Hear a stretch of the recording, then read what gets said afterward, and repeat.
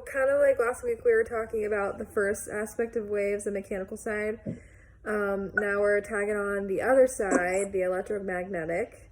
And if you remember from the diagram from last week, the mechanical goes into transverse and longitudinal, I think. But electromagnetic, the only waves are transverse. Did I skip ahead, or was that okay? No, you're good. I'll go ahead one slide. Okay. Yeah. So, basically, the first slide I just put only mechanical and electromagnetic because that's kind of like the first main break apart, and then what Jordan got into, and then I'll just kind of skip to this slide because it shows the whole picture. Is just kind of all your options, and so the biggest thing that I've found that's a struggle in this unit is just students kind of keeping everything organized. So hopefully this flow chart, you can either recreate it or you can add to last week's notes. It just is something that if you feel like you're getting all this stuff confused in your head, you can go back to the flow chart and you can kind of see how all these things fit together.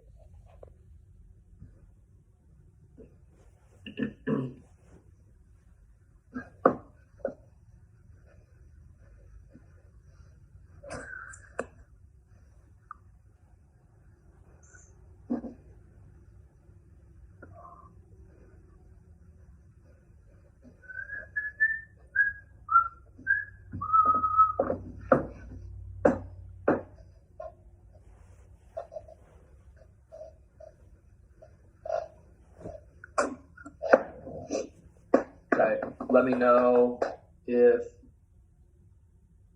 you need clarification, don't want to go forward yet. Either through the chat feature, or you can always just unmute yourself and use your words.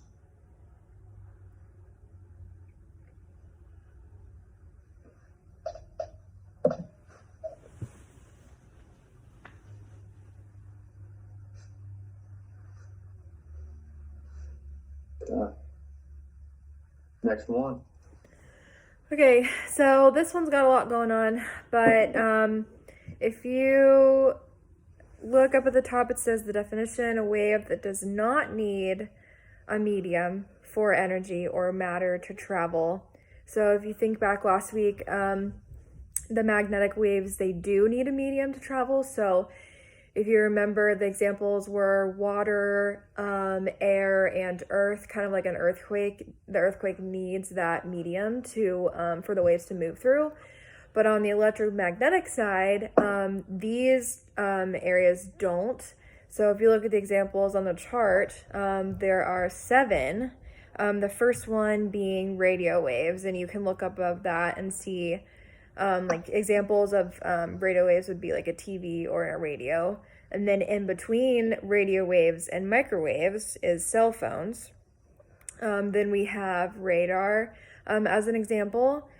So radio waves, microwaves, and infrared are the first 3. And you can see the TV remote as an example. Then in the middle is the light bulb, and that's an actual visible spectrum of electromagnetic waves. Then you move on to ultraviolet, and you can see that's the sun as an example. X-rays, and obviously X-ray machines. And then the last one being gamma rays, and those are kind of like radioactive elements.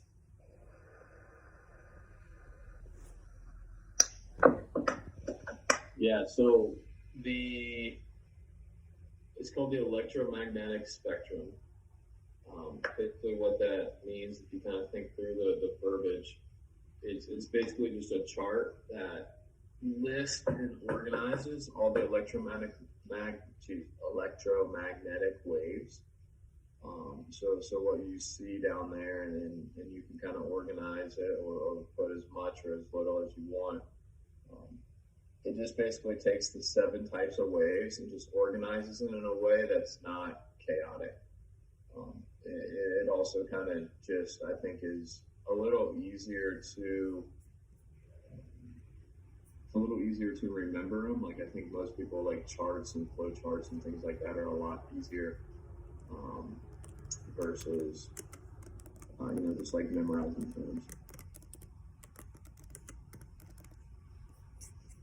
Geiger pointed out your English mistake. Does not, what is it? A wave that does not needing a medium? No, I think that's right. I think so. A wave that does not need a medium. Yeah. I'm going to change it. A wave that does not need a medium. There we go.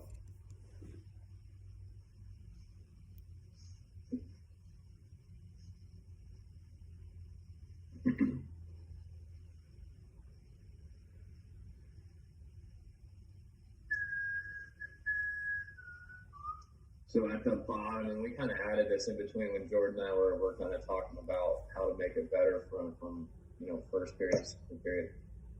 I put the black box, so all the stuff that's blocking, that's boxed in black, are all of the types of electromagnetic waves. So those are the ones that Jordan listed off for you. All the ones that are boxed in the pink color are just examples of like kind of what everyday life things use these types of waves. The electromagnetic spectrum is really, really popular just because the things that use those types of waves are just super like everyday normal human things that we use a lot. What we'll do next week, kind of just putting a plug in for next week, we'll kind of dive into the electromagnetic spectrum and look at kind of some more details about it and look at some examples about it. This week we'll just be taking notes, and then next week we will kind of analyze it a little more.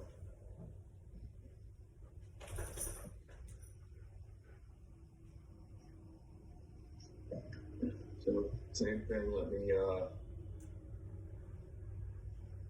if you need more time, clarification, confused.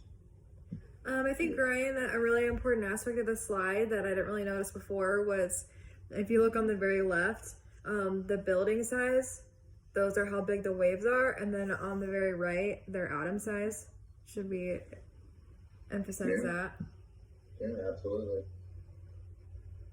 Just include that on your diagram if you're drawing this out. Yeah, so that just gives you kind of like a concept of like how big the waves are. So it kind of makes sense to, if you kind of stop and think, like radius, they potentially have to travel a really, really long distance. And so it makes sense that those waves are really, really big and kind of longer. If you go to like X-rays and gamma rays, they're really, really short waves, and then they're really, really powerful. And so, yeah, that's a good kind of just to give you kind of an idea to the size of them.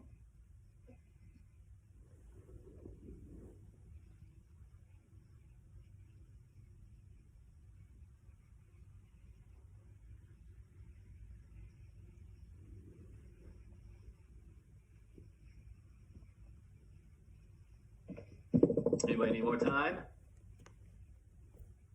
3, 2, 1. Okay, sold.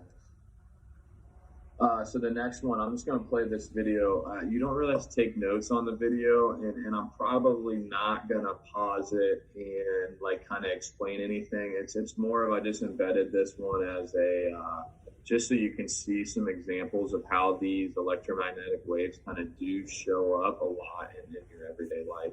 So we'll just play it.